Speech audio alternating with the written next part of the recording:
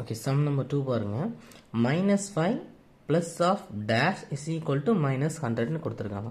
So as usual நம்ம சொன்ன மாதிரி இந்த இடத்துல நம்ம xன்னு கன்சிடர் பண்ண போகிறோம். So -5 plus x is equal to -100. So xோட வேல்யூ ஃபைண்ட் அவுட் பண்ண போகிறோம். So x is equal to -100 என்ன பண்ணுறோம், அப்படியே எழுதுகிறோம். ரிமைனிங் இந்த ப்ளஸ் என்ன ஆகும், அந்த பக்கம் போகும்போது மைனஸ் ஆகும். அங்கே இருக்க மைனஸ் வேல்யூ என்ன செய்யும், அதை அப்படியே எழுதுகிறோம். ஓகேவா? ஸோ நம்ம முன்னாடி சம்மில் சொன்ன மாதிரி -100 அப்படியே இருக்குது. இந்த மைனஸும் இந்த மைனஸும் சேர்ந்து என்ன ஆகுது, மல்டிப்ளிகேஷன் பண்ணும்போது மைனஸ் இன்ட்டு மைனஸ், இங்கே பாருங்கள் மைனஸ் இன்ட்டு மைனஸ் ப்ளஸ்ஸா. ஸோ இங்கே ப்ளஸ் வந்துடுது.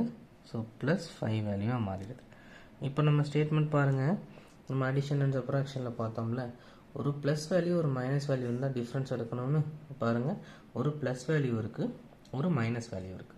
அப்போ இது ரெண்டுக்கும் நம்ம டிஃப்ரென்ஸ் எடுக்கணும். அப்போ 100க்கும் 5க்கும் நம்ம டிஃப்ரென்ஸ் எடுக்கணும். 100ல் 5 சப்ராக்ட் பண்ணோம்னா எவ்வளோ வரும், 100 - 5 95 வருமா? அப்போ 95. இது ரெண்டில் எந்த நம்பர் பெரிய நம்பர், 100 தானே பெரிய நம்பர். அப்போ 100ஓட சைன் என்னவா இருக்குது, மைனஸில் இருக்கா. அப்போது -95. அப்போ x value x is equal to -95. That's all.